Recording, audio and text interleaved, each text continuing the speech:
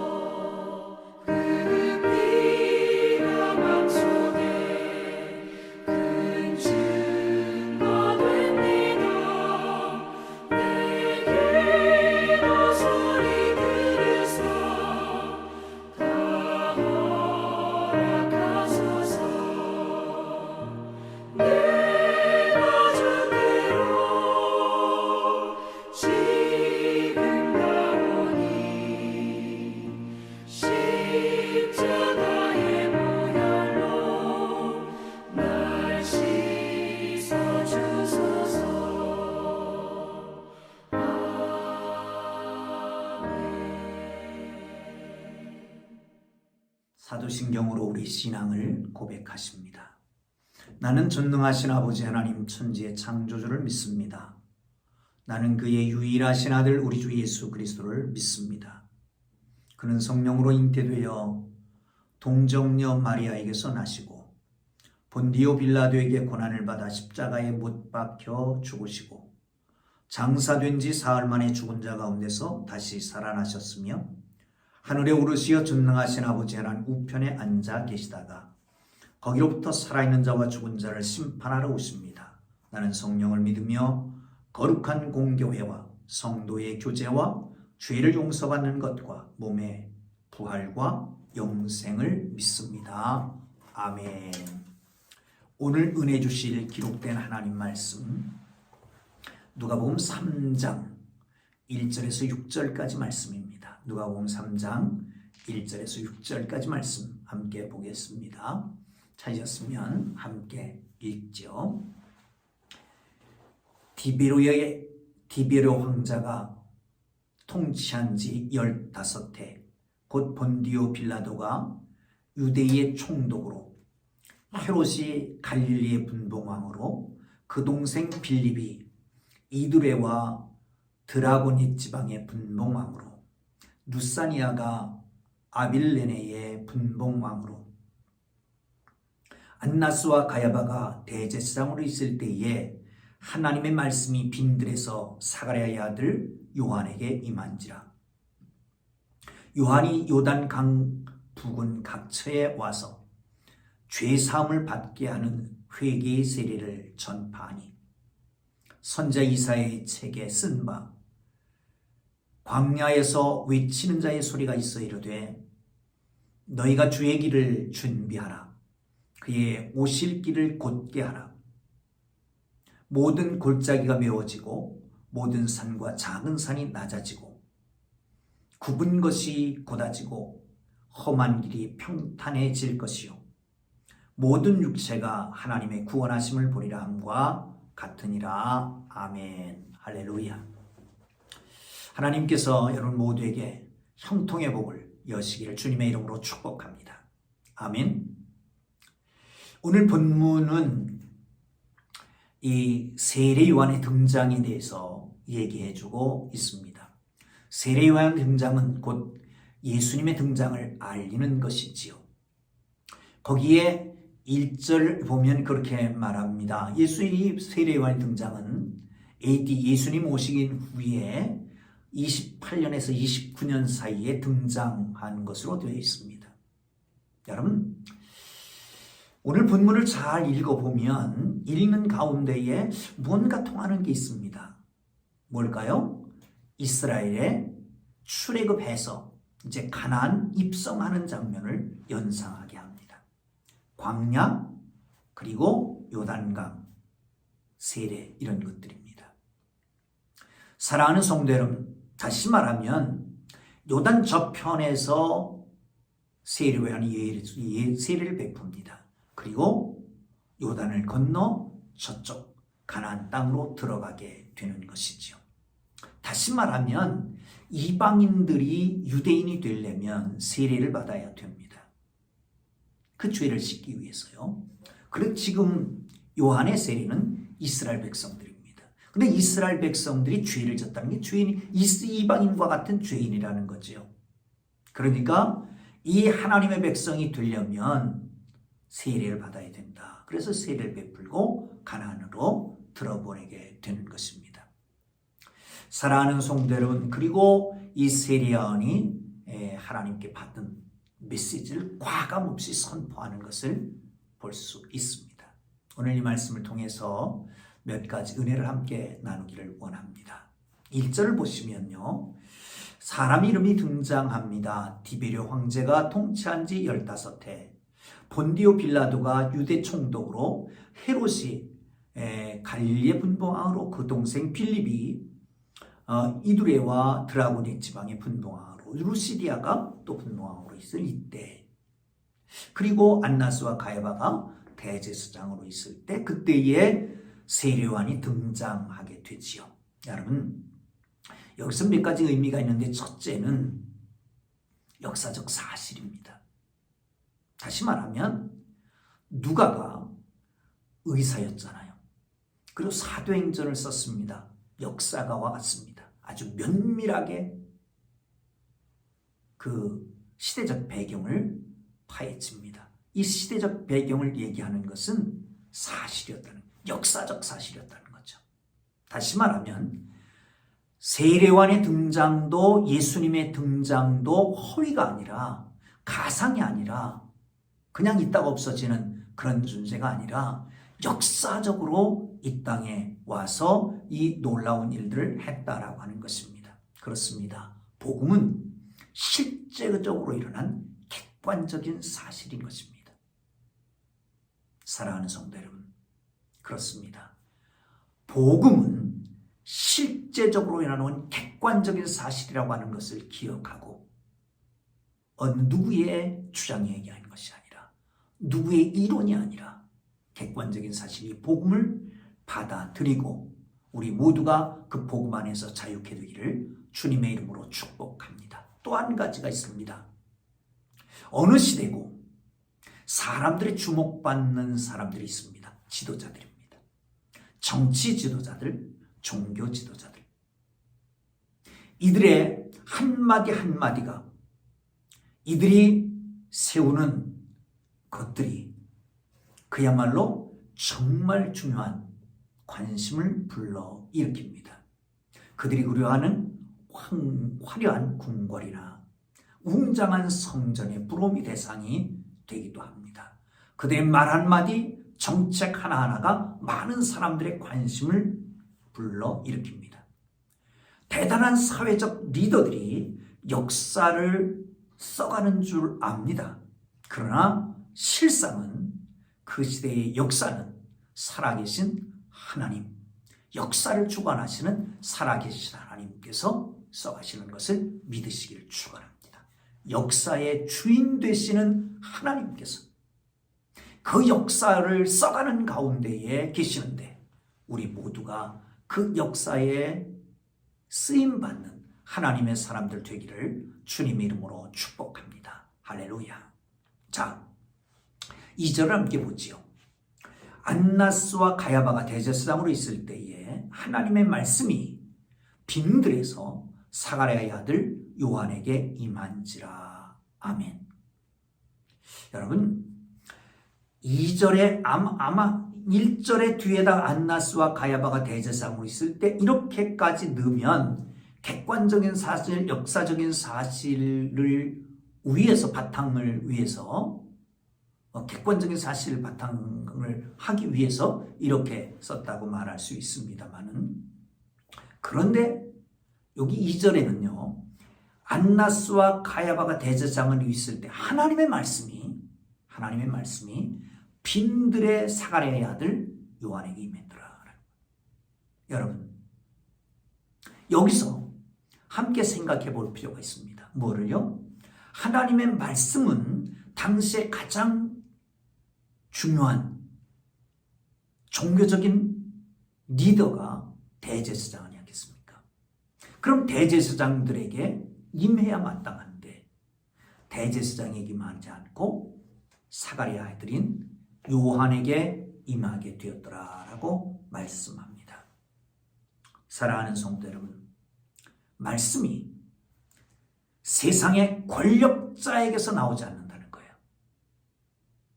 화려한 궁궐에 존재하지 않습니다. 어쩌면 빈들의 무명 선지자에게 허름한 복장을 하고 거친 외모를 가지고 있는 그의 입을 통해서 선포되는 거잖아요. 사랑하는 성도 여러분, 하나님의 말씀은 쓰여진 말씀이 있습니다. 선포될 말씀이 있습니다. 하나님의 말씀을 받는 사람이 있습니다. 어떤 때에는 목사를 통해서 하나님의 말씀이 선포될 수도 있습니다. 그게 맞는 것이죠. 그런데 그렇지 않을 경우에는 그 외에 전혀 예상하지 못했던 사람, 주목을 받지 못했던 사람, 거의 눈밖에 나 있는 사람, 세상 사람들이 보기에 하찮게 생각하는 사람, 그들에게 임할 수도 있다는 것을 알아야 합니다. 사랑하는 성도 여러분, 하나님은 막대기로도 하나님의 일을 하십니다. 지팡이로도 하나님의 일을 하십니다. 타당한 부직갱이로도 하나님의 일을 하시는 것이 하나님이시다라고 하는 걸 기억하십시오. 여러분, 하나님의 쓰시는 도구들이 되기를 주님의 이름으로 축복합니다. 또 한 가지 짚고 가야 될 것이 있습니다. 그것은 뭐냐 하면 빈들이라고 하는 것입니다. 빈들에서 임했습니다. 여러분, 빈들은 종종 아무것도 없는 황량한 곳입니다. 아무것도 의지할 길이 없습니다. 이게 빈들입니다. 그런데 예수님도 빈들에서 사탄과의 사역을 앞에 놓고, 큰 사역을 하고 앞에 놓고 사탄의 시험을 받게 됩니다. 거기 승리하고 하나님의 일을 시작하는 거예요. 모세를 부를 때에도 빈들의 광야의 떨기나무 가운데서 부르시잖아요. 빈들에서 하나님의 음성이 들려집니다. 그래서 기독교 역사상에 정말 신실한 그리스도인들이 빈들에서 하나님의 음성 듣기 위해서 굶주리고 기도했던 것들을 볼 수 있습니다. 여러분의 빈들은 어디입니까? 사랑하는 성도 여러분, 하나님의 음성을 들을 수 있는 자신만의 빈들은 어디 있습니까? 그것을 가져야 됩니다. 하나님을 만날 수 있는 고독한 장소에 침묵하며 그런 시간을 가질 때에 하나님의 세미한 음성이 들립니다. 아무것도 보이지 않고 아무것도 의지할 수 없는 그곳에 모든 것을 다 내려놓고 하나님 앞에 섰을 때 바로 그곳에 하나님의 음성이 들려오게 되는 것을 믿으시기를 축원합니다. 여러분, 빈들에서 하나님의 음성을 들었던 세례 요한은 그 말씀을 그대로 선포합니다. 사람에게 드는 고급 정보가 아니기 때문에 떠도는 소문을 말하는 것도 아닙니다. 세례 요한이 전하는 것은 하나님께서 주신 메시지입니다. 하나님의 메시지를 가슴에 품은 사람은 담대합니다. 사랑하는 성도 여러분, 오늘날 단순한 정보, 단순한 자료의 정보 전달이 아니라 진정 하나님의 메시지가 선포되는 것을 소망하기를 주님의 이름으로 축원합니다. 사랑하는 성도 여러분, 그렇습니다. 하나님의 말씀을 받고 담대하게 나가는, 하나님의 약속을 받고 담대하게 나가는, 하나님의 말씀을 듣고 담대하게 나가는 하나님의 사람들, 그러기 위해 여러분만의 빈들을 준비하기를 주님의 이름으로 축복합니다. 자, 그곳은 날마다 큐티하는 장소일 수 있습니다. 새벽 예배일 수도 있습니다. 시간을 정해놓고 우리가 기도하는데 그 시간일 수 있습니다. 사랑하는 성도 여러분, 진정으로 주님의 음성을 들을 수 있는, 주님과 독대하는, 주님과 나만 세상과는 관계없고 우리 주만 보이는 바로 그곳을 마련하고 그곳에서 주의 음성을 듣기를 주님의 이름으로 축복합니다. 할렐루야, 할렐루야. 자, 3절을 한 번 더 보죠. 3절 시작. 요한이 요단강 부근 각처에 와서 죄사함을 받게 하는 회개의 세례를 전파하니. 여기 주목해야 될 것은 요단강 부근 각처입니다. 요단강 건너편으로 되어 있는 마태, 마가복음과 달리 누가복음은 요단강 부근 각처에서 세례를 베풀었다는 거예요. 다시 말하면 이 말은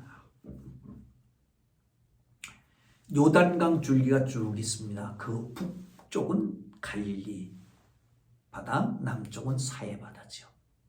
한 곳에서 머물러서 오기를 기다리고 온 사람들에게 세례를 베푼 게 아니라 찾아간 거예요. 찾아간 거죠. 물론 찾아온 사람도 있었습니다. 근데 찾아갑니다. 저 북쪽 갈릴리에서부터 시작해서 내려오면서 계속 각 부근 각처에서 사해바다까지 계속 내려오면서 복음을 전가했던 거죠. 여러분, 맡은 자에 구할 것은 충성입니다. 충성은 성실한 것입니다.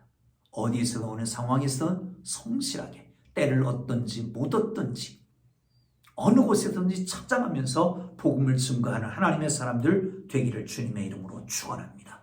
머물러 있는 것이 아닙니다. 하나님의 말씀을 받은 사람은 성실하게 적극적인 자세를 취하면서 복음을 증거해야 될 것입니다. 아멘. 할렐루야.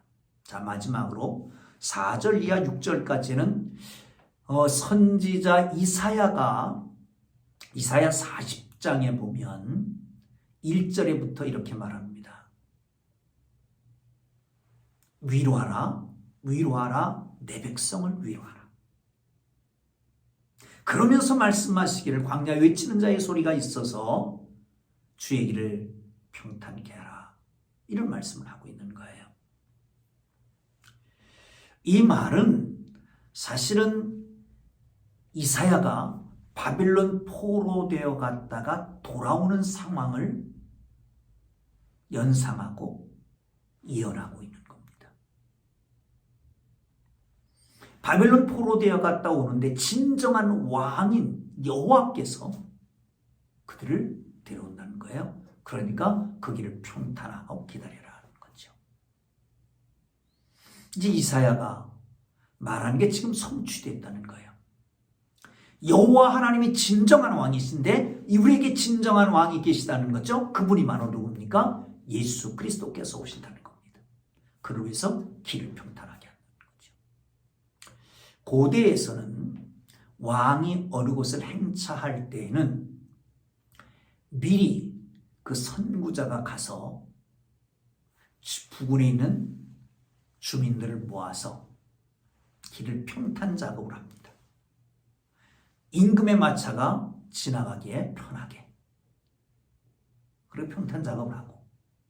요즘같이 포장되어 있는 도로가 아니니까요.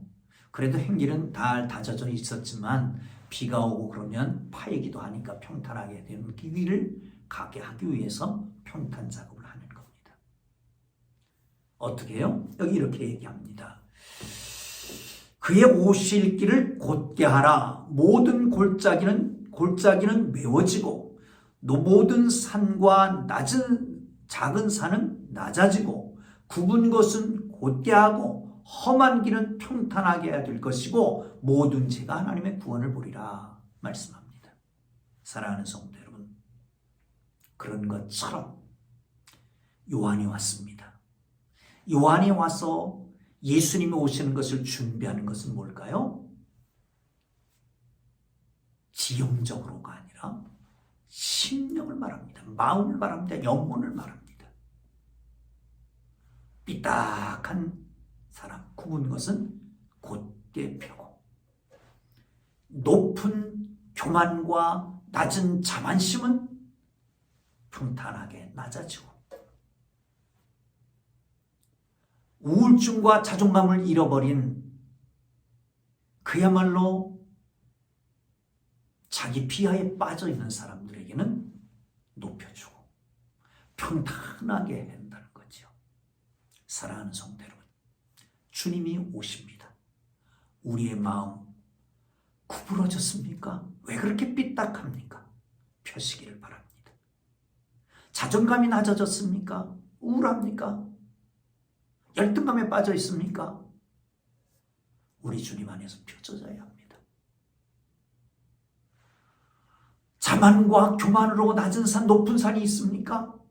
그게 평탄하게 될 때에 우리 주님이 오십니다.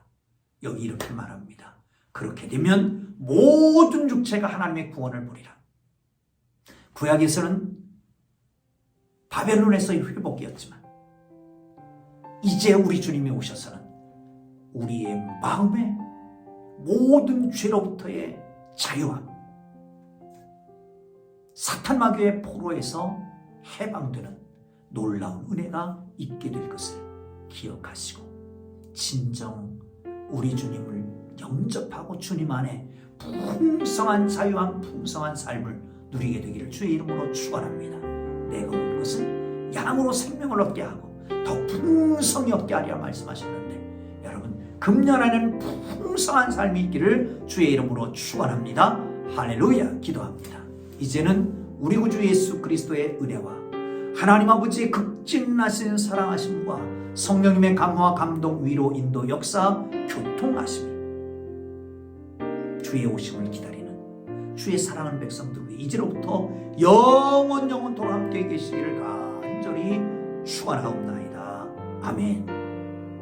우리 주님 부르고 기도하시다가 자유롭게 돌아가겠습니다. 주님 부르고 기도합니다. 주여, 주여, 주여.